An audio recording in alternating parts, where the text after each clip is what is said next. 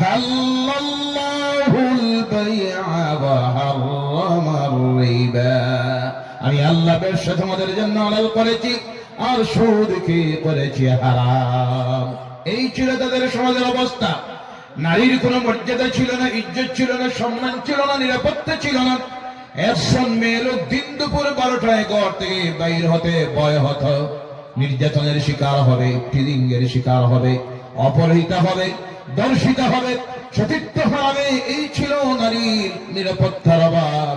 এমন অবস্থা ছিল যখন কোনো মেয়ে সন্তান জন্মগ্রহণ করত, তখন তার জন্মদাতা বাবা ওই মেয়েটাকে জীবন্ত নিয়ে কবরের মধ্যে মাটি চাপা দিত। বলে নাউজুবিল্লাহ। দয়া মায়া বলতে হৃদয়ে কিছু ছিল না। সামান্য কথায় কথায় ঝগড়া আরম্ভ করত। ঝগড়া করে করে একটা মানুষ আর একটা মানুষকে হত্যা করতে তার বিবেক বাধা দিত না, সামান্য মায়াও আসত না। এই ছিল তাদের অবস্থা। ও আমার ভাইরা বলুন, বর্তমানে এই পৃথিবীতে ওই যা বললাম তা আছে না নাই? জি, সেই দিন দেখলাম ত্রিপুরা রাজ্যের একটা জায়গায় পূজার চাঁদাকে কেন্দ্র করে ঝগড়া আরম্ভ হলো। সর্বশেষে গিয়ে এমন অবস্থায় দাঁড়াইল, আমাদের মসজিদগুলি জ্বালাইলো, মাদ্রাসা জ্বালাইলো, কোরআন জ্বালাইলো, মুসলমানদের বাড়িঘর জ্বালাইলো। যারা এইসব কাজ করলো এরাও তো মানুষ। জি, কথা বলবেন না? কোনো ভয় আছে নাকি? আমরা এই দেশের নাগরিক না বাংলাদেশি? কোথায় আমাদের বাড়ি? কোন জায়গায়? ভারতে না বাংলাদেশে? তাহলে কথা বলতে ভয় পান কেন? আমরা বললাম মুমিন। আমরা কি মুমিনেরা দুনিয়ায় একজনকে মাত্র ভয় করে, তিনি কে? আল্লাহ। মুমিনেরা দুনিয়ায় কাউকে ভয় করে না। দুঃখ লাগলো, আফসোস লাগলো, সামান্য একটা বিষয় পূজার চাঁদাকে কেন্দ্র করে। আসলে এটা হয় এক শ্রেণীর আজকে আমার সমাজে ধর্মীয় উন্মাদরা আছে। ধর্মের নামে তারা চায় সমাজে ফিতনা তৈরি করা। এটাকে তারা বাহানা বানায়, অজুহাত বানায়। কথা ঠিক কিনা? যারা এইসব করে তারা যদি জানতো ইসলাম কি বলতেছে। আল্লাহ তাআলা বলছেন, আল ফিতনাতু আশাদ্দু মিনাল কতল। সমাজে অশান্তি তৈরি করা একটা মানুষকে হত্যা করার চাইতে আরো বড় মহাপাপ। বলে নাউজুবিল্লাহ। যারা আজ সমাজে অশান্তি তৈরি করতেছেন, ভারত বলুন, বাংলাদেশ বলুন, পাকিস্তান বলুন, সারা পৃথিবীতে, তাদেরকে ইসলাম বলতেছে ওই যে ফিতনা যেটা তুমি তৈরি করতেছো, একটা নিরপরাধ মানুষকে হত্যা করলে যে পাপ হতো, সেই পাপ তোমার হচ্ছে। আল্লাহ এইসব জঘন্যতম কাজ থেকে আমাদেরকে হেফাজত করুক। সবাই বলেন আল্লাহুম্মা আমিন। কোন সাম্প্রদায়িক কথা নয়, উস্কানিমূলক কথা নয়। আপনি বলুন, ইনসাফের সহিত বলুন, আমরা যদি ওয়াজ করতে হয় কার টাকা দিয়ে করবো? কথা বোঝা যায় না? আমার যদি টাকা থাকে না, ওয়াজের দরকার আছে? পূজা যদি হয় হিন্দু ভাইয়েরা করবেন, এটা তো ধর্মীয় উপাসনা, এটা তো আমার দেশের সংবিধান অধিকার দিয়েছে। এই পূজাটা হবে কার টাকা দিয়া? ড্রাইভারের? আমার? আপনার? যদি না থাকে মন্দিরে গিয়ে ঢুকেন আর ভগবানের সঙ্গে সালাত পড়ে কাঁদেন আর ভগবান দেখো, ভগবান টাকা দেন। কথা ঠিক কিনা? কিন্তু এইভাবে যে সমাজে অশান্তি আজকে তৈরি করা হচ্ছে, এই দেশের 80% জনগণ সেটা চায়।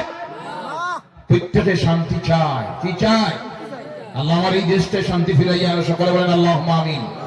এই দেশের স্বাধীনতার জন্য আমরা রক্ত দিয়েছি, আমাদের উলামায়ে কেরাম আমরা শহীদ হয়েছেন, গাছের ডালে যাদের লাশ চলেছে, হাজার হাজার উলামায়ে কেরাম শহীদ হয়েছেন, আমাদের পূর্বপুরুষরা শহীদ হয়েছেন।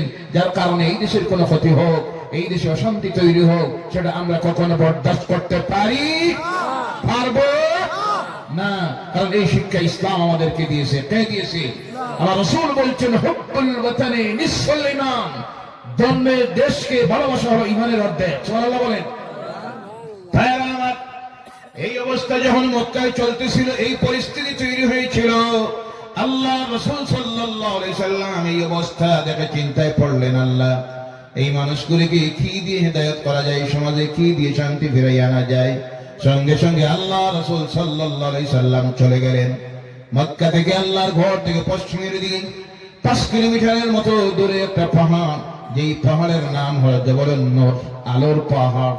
সেই পাহাড়ের গুহার ভিতরে গিয়ে রাসূল বসে আছেন। এক মনে একাগ্রমণি আল্লাহর নাম জপ করতেন, চিল্লা দিতেন আর চিন্তা করতেন, আল্লাহ এই কওমকে কি দিয়ে হেদায়েত করা যায়। কোন সময় সপ্তাহে দিনের খাবার, কোন সময় 15 দিনের খাবার নিয়ে চলে যেতেন, শেষ হতো আবার নেমে আসতেন কোন সময় খাবার শেষ হয়ে গেলে মা খাদিজাতুল কুবরা সেখানে নিয়ে খাবার পৌঁছাইয়া দিতেন। যেই গুহার উচ্চতা হলো বর্তমান 3200 ফুট। সুবহানাল্লাহ। মা খাদিজা আল্লাহ দ্বীনের জন্য রাসূলের খেদমত করতে গিয়ে 3200 ফুটের উচ্চতার গুহায় নিয়ে আল্লাহ রাসূলের কাছে খানি পৌঁছাইয়া দিতেন। সুবহানাল্লাহ বলেন। এর জন্য ওই মহিলা সেই মহিলা যাকে আল্লাহ পাক জিবরাইলের মারফতে সালাম পৌঁছাইয়া দিয়েছে। সুবহানাল্লাহ বলেন। আমার পর্দার আড়ালের মায়েরা বোনেরা, মা খাদিজার জীবনী পড়ে দেখবেন, মহিলা সাহাবিয়াদের জীবনী পড়ে দেখবেন আল্লাহ দ্বীনের জন্য তারা কি কষ্ট করেছেন, কি স্বীকার করেছেন, তারপর আল্লাহ মর্যাদা দিয়েছে। ওই খাদিজা সেই খাদিজা যিনি আল্লাহ রাসূলের কাছে ওয়াসি করেছিলেন, ইয়া রাসূলুল্লাহ সাল্লাল্লাহু আলাইহি সাল্লাম, আমাকে যখন দাফন করবেন করার পরে আমার উপরে মাটি দেওয়া শেষ হওয়ার পরে আপনি চলে আসবেন না, আমার কবরের পাশে বসে থাকবেন। আর মুনকির নাকির নামের ফেরেশতা যখন আসবেন আমাকে যখন এসে প্রশ্ন করবেন মার রাব্বুকা ওয়া মা দীনুকা মান নাবিয়্যুকা, তখন আপনি আমার পক্ষ থেকে এই প্রশ্নগুলির উত্তর দিয়ে দিবেন। সুবহানাল্লাহ বলেন। মা খাদিজার ইন্তেকাল হয়ে গেল। আল্লাহ রাসূল জানাজার নামাজ পড়ালেন, নিজ হাতে খাদিজার লাশটাকে কবরের মধ্যে রাখলেন। মাটি দেওয়া শেষ হয়ে গেছে, আল্লাহ রাসূল কবরের পাশে বসে আছেন। চলে আসলেন আল্লাহর ফেরেশতা হযরত জিবরাইল আলাইহিস সালাম। কোন ফেরেশতা? জিবরাইল চলে আসলেন, এসে বলেন, ইয়া রাসূলুল্লাহ সাল্লাল্লাহু আলাইহি সাল্লাম, কি জন্য আপনি এখানে বসে আছেন?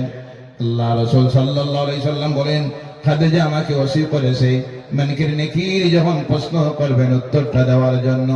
জিবরাইল বলেন, ইয়া রাসূলুল্লাহ সাল্লাল্লাহু আলাইহি সাল্লাম, এই মুহূর্তে আল্লাহ আমাকে পাঠাইয়াছে, আপনি নবী কবরের কিনারায় বসতে হবে না, আপনি চলে যান। খাদিজাকে যখন প্রশ্ন করা হবে ওই প্রশ্নের উত্তর আল্লাহ পাক তার নিজে নিজে খাদিজার পক্ষ থেকে আল্লাহ উত্তর দিয়ে দিবে। আর সুবহানাল্লাহ, নারে তাকবীর, ইসলাম ইসলাম, নারে তাকবীর। আল্লাহু আকবার। সেই মহিলা খাদিজাতুল কুবরা ভাইরা আমার, এবার আল্লাহ রাসূল সাল্লাল্লাহু আলাইহি সাল্লামের বয়স হয়ে গেল 40 বছর। কত বছর? 40 বছর যখন হয়ে গেল, সেই দিন আল্লাহর সবচাইতে সম্মানিত ফেরেশতা হযরত জিবরাইল আল্লাহ রাসূলের কাছে চলে আসলেন। আর এসে বলেন, ইয়া রাসূলুল্লাহ সাল্লাল্লাহু আলাইহি সাল্লাম, আপনি যে চিন্তা করতেছেন এই সমাজের এই মানুষের অবস্থা দেখে, এই থেকে এই মানুষগুলিকে যদি ফিরাইয়া আনতে হয়, এক নম্বরে তাদের কাছে আপনি দাওয়াত পৌঁছাইয়া দেন, লা ইলাহা ইল্লাল্লাহু মুহাম্মাদুর রাসূলুল্লাহ।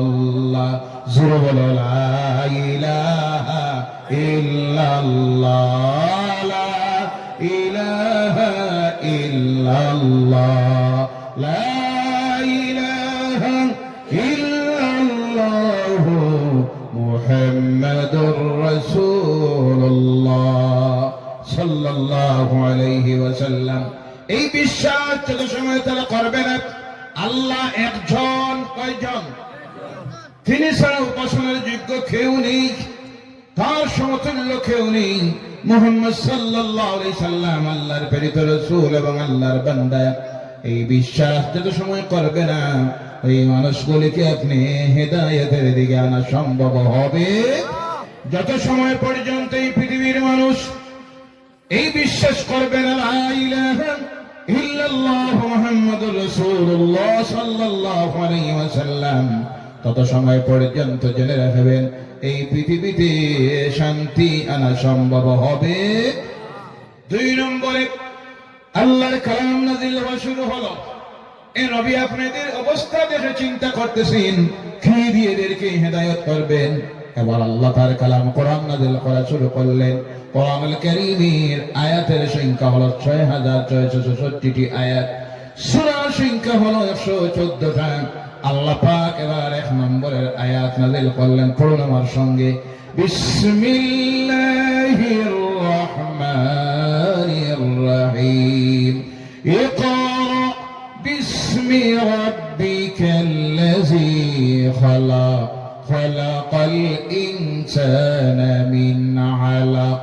ইকরা ওয়া রাব্বুকাল আকরামুল্লাযী আল্লামা বিল কলম, علم الإنسان ما لم يعلم. جل الله أكبر.